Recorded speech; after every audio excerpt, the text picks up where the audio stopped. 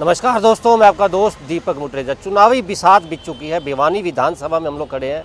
भिवानी विधानसभा के अंदर भारतीय जनता पार्टी ने घनश्याम सर्राफ जी को अपना उम्मीदवार बनाया है। हालांकि 3 बार के वो विधायक हैं।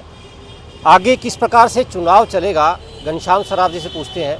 भिवानी की क्या मुख्य समस्याएँ हैं जिसको वो आगे जा कर के दूर करवाएंगे। सर, आपका बहुत बहुत स्वागत है। क्या कहेंगे, 3 बार आप विधायक बन चुके हो, चौथी बार चुनाव में फिर से खड़े हुए हो, क्या कहोगे सर आप? ऐसा है, देखो, भिवानी के विकास के लिए युवाओं को रोज़गार, एक बड़ी इंडस्ट्री अब यहाँ बढ़ाने की योजना है। उसमें हमने बड़े बड़े नेताओं से बात कर लिए, वे इस बात के लिए तैयार है, क्योंकि रोहतक भी बना दिया, गुड़गांव भी बना दिया और भादरगढ़ भी बना दिया। तो अब बारी अपने क्षेत्र में आने वाली। क्या लगता है सर, कौन सी इंडस्ट्री ऐसी जो है वो भिवानी जैसे क्षेत्र में लगनी चाहिए ताकि भिवानी का विकास हो सके? क्योंकि भिवानी में बड़ी बड़ी इंडस्ट्रियां पहले थी, वो क्योंकि बंद हो चुकी हैं काफ़ी वर्षों से। लगातार जो लोग हैं वो रोज़गार की मुहिम को लेकर के बाहर चले जाते हैं। ऐसा है, कपड़े की 2 मिलें थी और उसमें एक में धागा बनता था, एक में कपड़ा बनता था। आज लोग कपड़े का थोड़ा बीच में डाउनफॉल चला गया, उससे एक मिल तो हमारी बंद हो गई और दूसरी मिल वहाँ पे अभी चालू है जो कपड़ा बनाती है। तो कपड़े की मिलों को लेके और अन्य साधनों को लेके हम जनता के बीच में जा रहे हैं। युवाओं को रोज़गार देने का एक अहम मुद्दा है, उसको हम पूर्ति करेंगे। विजय जी, भिवानी का जो सबसे बड़ा मुद्दा आता है वो सीवर को लेकर के आता है या फिर पानी की व्यवस्थाओं को लेकर के आता है। आप भी काफ़ी बार लोगों के बीच में भी जा चुके हो। आपने भी देखा होगा कि काफ़ी कॉलोनियाँ ऐसी हैं जहाँ पर सीवर का जो पानी है वो काफ़ी गंदा आता है। हालांकि क्या कहेंगे आप, अधिकारी क्यों नहीं काम कर रहे उस क्षेत्र में? क्यों नहीं जनता को पानी जो है वो स्वच्छ दिया जा रहा? क्यों सीवर व्यवस्थाएँ जो है वो चौक हो जाती हैं बार बार? ये समस्याएं जो भी आपने बताई हैं, सीवरेज की और पानी मिक्सिंग आ रहा है 90%, लेकिन ठीक है 10% मिक्सिंग की समस्या अभी रह गई है। उसको दूर करने का हम काम करेंगे और निश्चित रूप से ये माने कि जिस प्रकार से हमारी ये पूरी की पूरी नई लाइनें बदलवाने के लिए हमारा प्रयास है और आने वाले 1-2 महीने में इन लाइनों का काम भी शुरू होगा। भिवानी की सड़कों की अगर बात की जाए, गलियों की अगर बात की जाए, सेक्टर 13 की बात की जाए या अन्य कहीं कॉलोनियों की बात की जाए, आप भी देखते होंगे कि काफ़ी कॉलोनियाँ ऐसी हैं जो जर्जर हालत में पहुंच चुकी हैं। काम चलते रहते हैं, रुकते रहते हैं।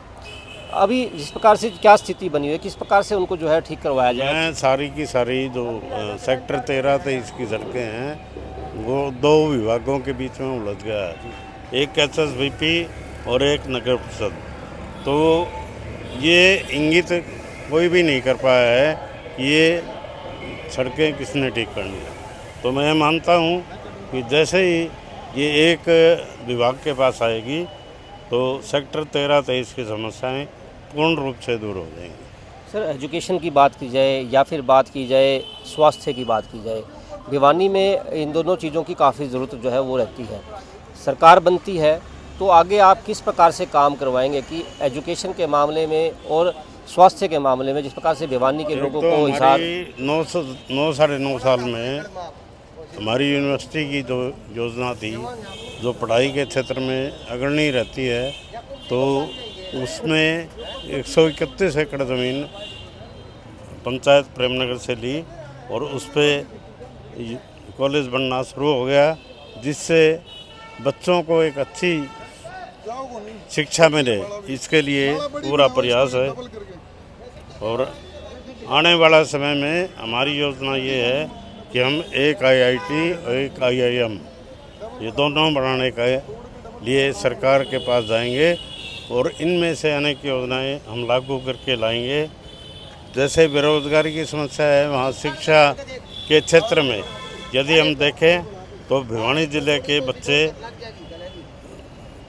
पिछले 10 साल में अत्यधिक लाभान्वित हुए हैं, वे रोज़गार प्राप्त कर चुके हैं। सर, अगर बात की जाए भिवानी की, भिवानी में ऐसी मुकाबला जो है, जो कि चुनावी बिसात बीत चुकी है, किससे आप मानते हैं कि कौन आपके मुकाबले में फ़िलहाल खड़ा है, जिसको आप जो है मानते हैं कि ये मेरा कंपटीटर हो सकता है घनश्याम सराफ को उसको बीट करना है?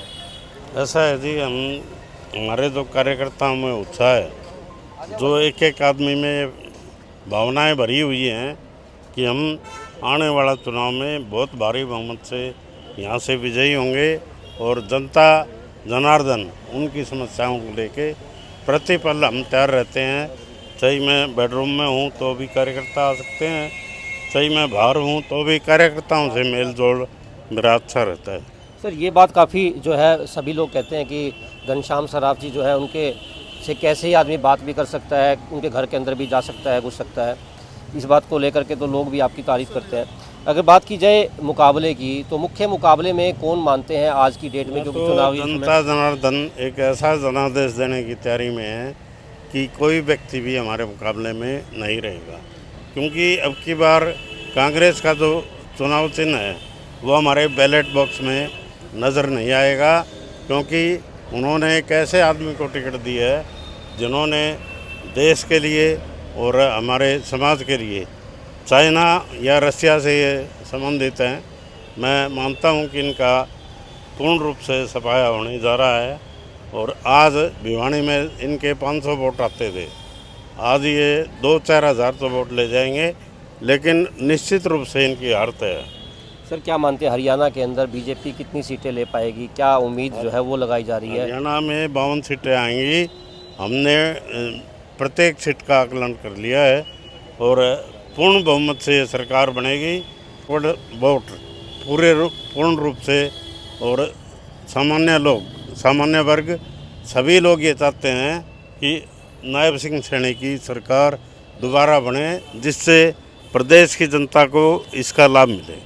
बिल्कुल, जैसे घनश्याम सराफ जी जिनका कहना है कि आने वाले समय के अंदर फिर से बीजेपी की सरकार बनेगी और चौथी बार फिर से घनश्याम सराफ बनेंगे। खैर ये तो आने वाला समय तय करेगा और आप लोगों ने तय करना है मिलकर के कि किसको वोट देते हो, किसकी सरकार बनाते हो। आज के लिए बस इतना ही, कल फिर दोबारा मिलेंगे नई खबर के साथ, नई जानकारियों के साथ। नमस्कार।